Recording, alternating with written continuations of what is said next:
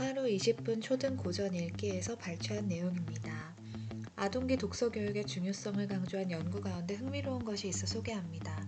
주엘 박사는 초등학교 1학년 때 책을 잘 읽는 아동이 4학년이 되어서도 잘 읽는 어린이가 될 가능성이 88%라는 사실을 발견했어요.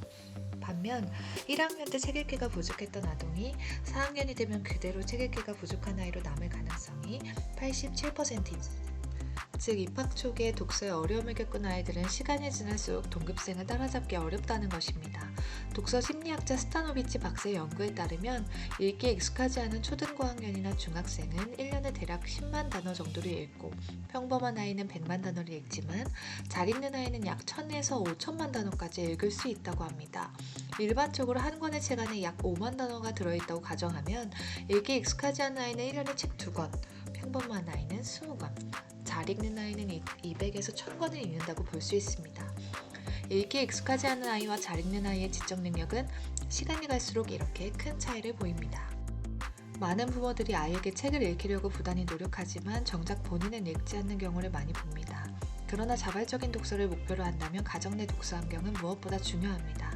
가정 내 독서 환경이라 하면 공간적인 환경 조성, 거실에 TV가 없고 스마트폰 사용 시간이 제한적이며 손이 닿는 곳에 좋은 책들이 놓여 있음 뿐 아니라 가족 모두 책 읽을 분위기가 형성된 경우를 뜻하죠. 제가 특히 더 강조하는 요인은 바로 후자입니다. 부모가 같이 책을 읽는 분위기입니다. 초등학교 5학년 학생을 대상으로 독서 성취 활동을 조사한 결과 열심히 독서하는 학생들은 대부분 부모도 독서 빈도가 높았습니다. 이와 같은 연구를 바탕으로 나는 자녀의 독서 교육을 고민하는 부모들에게 한결같이 조언합니다. 아이가 초등학교 졸업할 때까지는 아이 읽는 책 같이 읽으세요. 여기서부터 밥상머리 독서 교육이 시작되는 셈이죠. 이 밥상머리 독서 교육이란 말은 읽은 책을 바탕으로 식탁에서 식구들과 함께 자연스럽게 책 이야기를 주고받고 자신의 생각을 얘기하는 것, 다른 가족 구성원의 독서 감상을 듣는 분위기를 지칭하는 표현입니다. 전체 노벨상 수상자 중 30%를 배출한 유대인들은 가족이 함께하는 식사 시간을 매우 중요하게 생각합니다.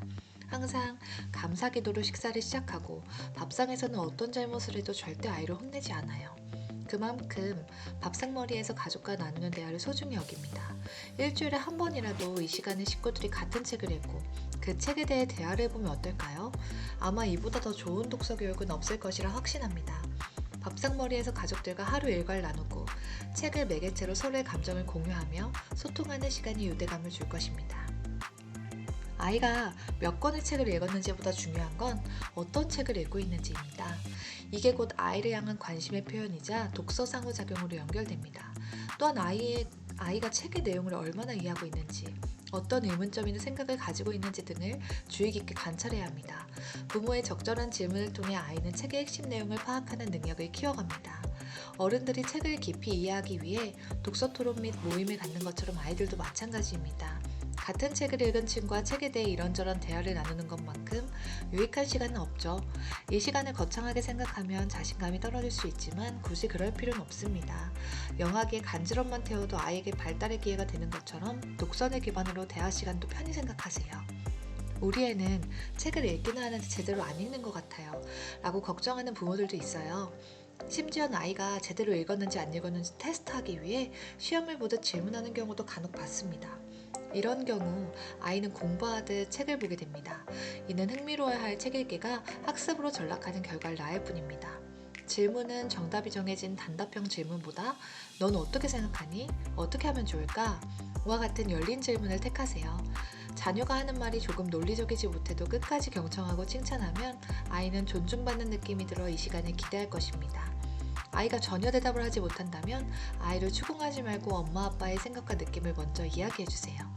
부모의 생각과 느낌을 먼저 들으면 아이도 자연스럽게 생각을 정리할 수 있기 때문에 편안한 대화로 이어집니다.